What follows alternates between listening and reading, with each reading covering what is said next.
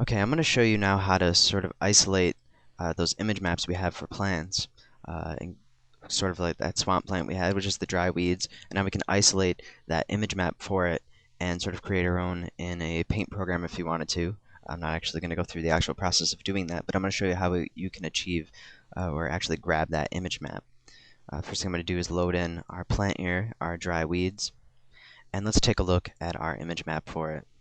We'll select our leaf. After double-clicking and pulling Plant Editor, we'll double-click or take a look at our leaf, and we can see our image map that we're using is actually pretty low res, but we have our color map here and our alpha. And unfortunately, we can't just go through and take these files and open them in another program and edit them because they are specifically in sort of a view format, picture format. And what we actually have to do is isolate the render and put it on different objects so we can render it and take this sort of image and kind of make our own in an external paint program if we wanted, or even in a different 3D program that maybe has a little more flexible modeling capabilities where you could kind of make your own plant. But what I'm going to do, let's close this out, and with our dry weed still in the scene, I'm going to create a plane, just a standard plane, and I'm going to select our dry weed now, and right mouse click on our material, go to copy material, and I'm going to paste this on our plane. So now we're going to have this material on our plane, and what we can do is just go in and center our camera on this plane here, and we're going to position the camera so we can get just one little section of this image map in the camera view.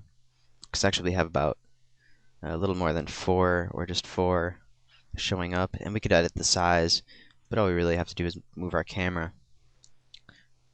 Another thing we might also want to do is remove sort of our transparency map if we wanted to. But let's take a look at this render right now, and I'm going to go ahead and increase our size. We still have it set to our original settings that we had from our last scene, so I'm going to go ahead and render that. And now we can start to see that pixelation I was talking about before, where the image resolution of this plant isn't very high. So what we could actually do is save this right here, this render, save out this pretty much this picture, this render, and use this as sort of a template in another program to create maybe a better defined, higher resolution plant species that we could use to add onto it, and maybe fix some things that you think might be wrong with it, maybe adjust the colors, things like that. But what we can also do is get our alpha plane out of that. So what we can do is display our alpha, which we actually, unfortunately, we can't see because we have our plane in there. So what I'm actually going to do is go ahead and delete our ground plane. We'll just delete that from our scene, and we still have our color. The color doesn't really matter in the background, although you could change that to sort of a blank atmosphere. We could load in an atmosphere, go to Others, and select Black Back, which is just a basic black background, which we could change to any color. Same thing with No Atmosphere. We could change that to a different color if we wanted to. But I'm going to leave it pretty much where we're at right now, and go ahead and re-render that. Okay, now we should be able to select our alpha, and we can select our middle button here, which is going to show us our alpha map for this render. So this will be able to give us the ability to cut that out if we wanted to use the exact same alpha map.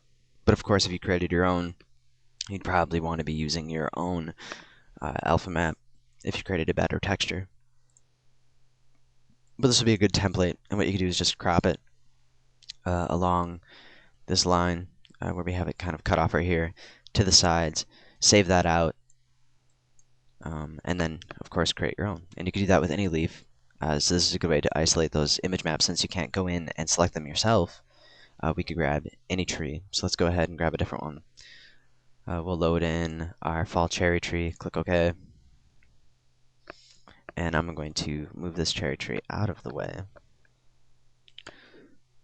and select our leaves and copy the material. Select our plane and paste the material. And now we can move our camera back in, and we can go in and view the actual image map that's creating our leaves here. and then go in and edit in an external program, like something like Photoshop, if you wanted to, and sort of create your own. And like I said, all you got to do is crop it once you save that render. But I'll go ahead and just render that right now. And we have lots of different groups of the same texture, but all you got to do is just crop out just that one section of leaves. And this gives you an idea of how they're actually, how the leaves were created. But keep in mind, these image resolutions are a little small. So if you want to do some close-ups, something around like that, then you can go in and make your own in a different program. But this is a good way to isolate that specific texture without having to go through the different Eon folders on your computer looking for the image maps, since you won't be able to open them in any other program except View. So all you got to do is go ahead, edit those, load those back in. We can select our cherry tree here. Let's say we created a new image map for that. All we have to do is load that in. You'll also want to create an alpha map for that, and then you can have your own leaves on your tree that you design yourself.